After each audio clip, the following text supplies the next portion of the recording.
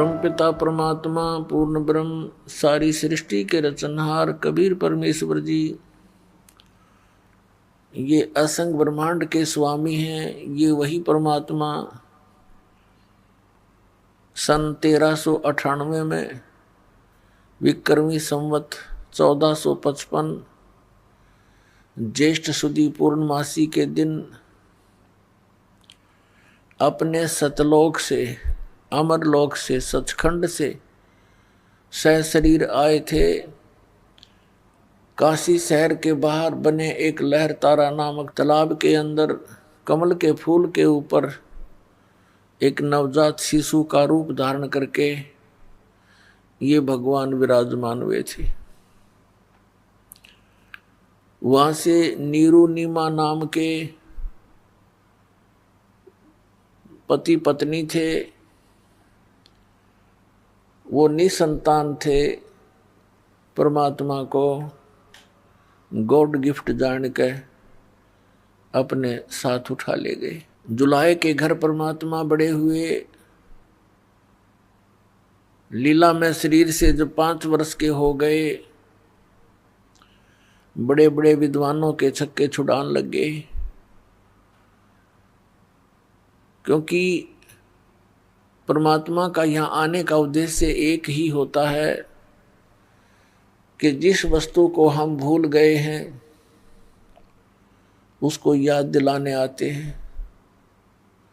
जिस साधना से हम विचलित हो चुके होते हैं वो यथार्थ साधना हमें बताने के लिए आते हैं। और उसी परमात्मा की महिमा ये चारों वेद कहते हैं, सुनाते हैं। इनमें वर्णित जो विवरण है वो कबीर परमेश्वर की महिमा का वर्णन है। जैसा कि आप जी को कल रात्रि के सत्संग में सुनाया और दिखाए थे पवित्र वेद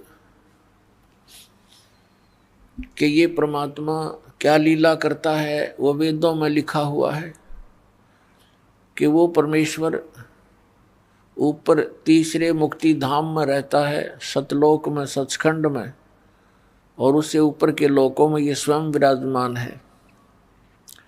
वहाँ से गति करके प्रस्थान करके आता है, सहशरीर आता है।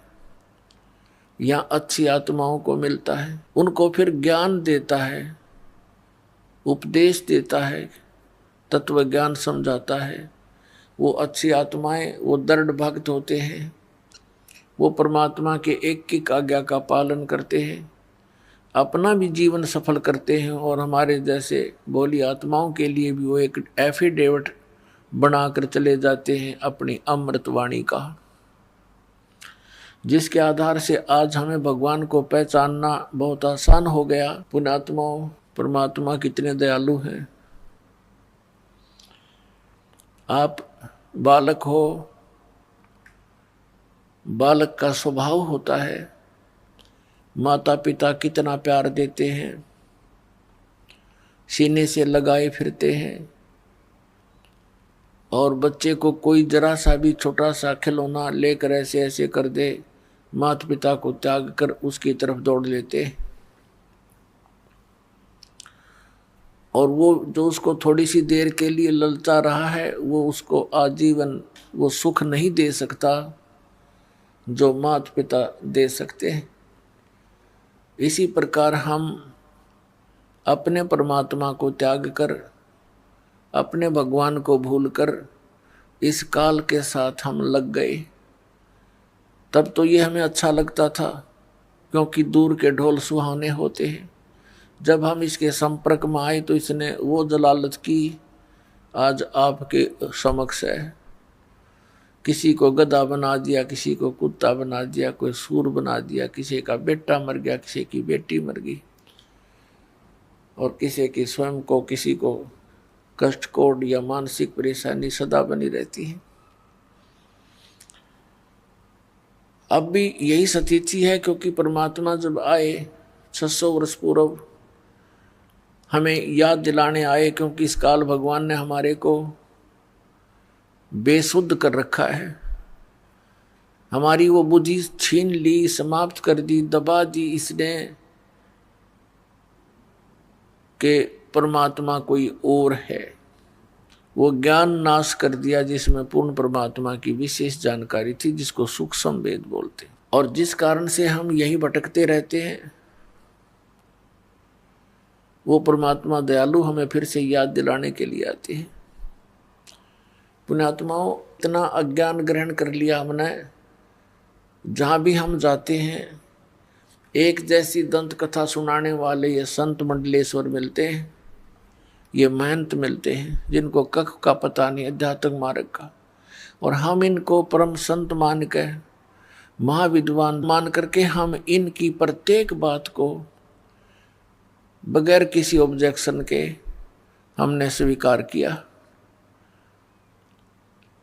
अब पुण्यात्माओं, अब तक तो हम अक्षर ज्ञानहीन थे, हमारे पूर्वज शिक्षित नहीं थे,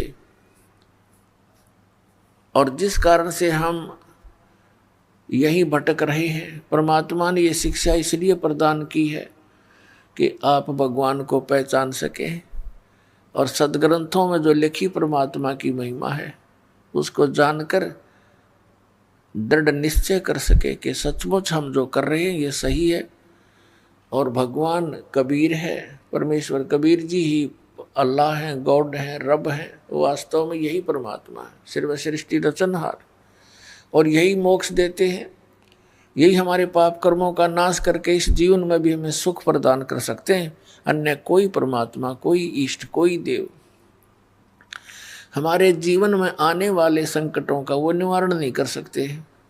जब तक हम सत्संग में नहीं आते हम गोबर के भूंड हैं। आपने देखा होगा काले काले भूंड होते हैं, मोटे मोटे, इसे मोटे मोटे। खेतों में पशु गोबर कर देते थे, और वो क्या करते हैं, दोनों पति पत्नी, वो भूंड और भूंडनी, वो क्या करते हैं, गोबर लेते हैं, उसके ऊपर रेत लपेटते हैं, कहीं कोई देख ना ले इसना और छीन ले जाता रहता है, और फिर उनको धका धका कर उसने अपने बिल में ठोक लेते हैं, सुरक्षित संग्रह करते हैं, कदे कहीं फिर मिल रहा है कोई ना, यो गोबर है। और जब उसको लेकर चलते हैं उस गोली के ऊपर के कदे ऊपर पड़े कदे तले पड़े, और उसको ढोते ढोते मनमाने किसी पशु के पैर के नीचे आकर उनका दोनों का कसूमर निकल जाता है। सारा जीवन खो दिया गोबर इकट्ठा करने में, 1 मिनट में मर गया, गोबर खा भी ना सके वे। तो ऐसे ही परमात्मा ने कहा ये माया पुजारी जीव हैं, ये कलयुग के लोग, और इनको ये भोग भी नहीं सके, इनको यही भी होग। और एक भूंड यानी भौरा, वो भी भूंड होता है, वो जाता था बाग में, उसने देखा कि ये दोनों मेरे सजाती मित्र पति पत्नी सारा दिन ये इस काम में लगे रहते हैं, सारा जीवन व्यर्थ कर देते हैं, और ये गोबर धरा धरा रह जाता है, ये मर जाते हैं। उनसे समझाने की चेष्टा की कि भाई मेरे साथ बाग में चला करो, वहाँ बड़ी आनंद है, अच्छा आहार है, बड़े फल लगे हैं, सुगंधित फूल हैं। अब वो क्या कहते दोनों कि भाई तू हमारा टाइम वेस्ट मत करा करे, हमने काम बहुत से, तू है ठाली आदमी, बेला आदमी, तेने काम कोई है नहीं, बाग में धक्के खान जाओ, नाश हो जा हमारा, जब बाग में जाएंगे तो ये गोबर कौन ढोएगा, कौन इकट्ठा करेगा। अब वो चला गया कि ये तो भाई नाराज हो गए। कुछ दिन के बाद फिर ही मच्छी करके उनसे फिर चर्चा की। उस दिन उन्होंने कुछ थोड़ी देर ज्यादा समय तक सुनने की चेष्टा की, फिर भी लास्ट में ये कह दिया भी नहीं, हमें टाइम नहीं है, फुर्सत नहीं। अपना आत्माओं, एक भगत सत्संग में आया करता, सत्संग ले रखा था, और उसका मित्र था खास, उसने वो सत्संग ग्रहण नहीं किया, भगवान की भक्ति नहीं करता था। तो उसके पास जाता था मित्र, आप नाम लो, भगवान की भक्ति करो, चलो मेरे साथ सत्संग में। तो वो भी ये कहता था कि भाई मेरे पास टाइम नहीं, छोटे छोटे बच्चे हैं, तेरा तो दिमाग खराब हो गया, तूने तो अपना नाश करना है, तीसरे दिन भाग जा सत्संग में। कोई बात हुई? फिर वो मित्र फिर कुछ देर बाद जाता, क्योंकि उसको पता था कि वो गोबर ढो रहा है उन बूंदों की तरह।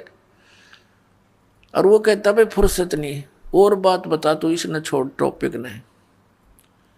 एक दिन उसकी मृत्यु होगी, छोटे छोटे बच्चे थे, कटकी टिकट ये कौन सा पटा लिखवा रखे, मराए को नहीं 100 साल तक। अब सभी उठाकर ले जा रहे हैं, कोई लकड़ी ले जा रहा है, कोई पीछे पीछे जा रहा है, बोल रहे हैं राम नाम सत्य है, सत्य बोलो गत है। उसका मित्र कहता आज भाई को फुर्सत है।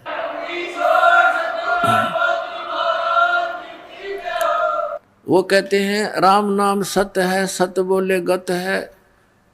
और वो कहता है आज इसको फुर्सत है। अब दूसरे कहते हैं अरे ठीक बोल ले आज तो तू, इनका चोट लग रही है।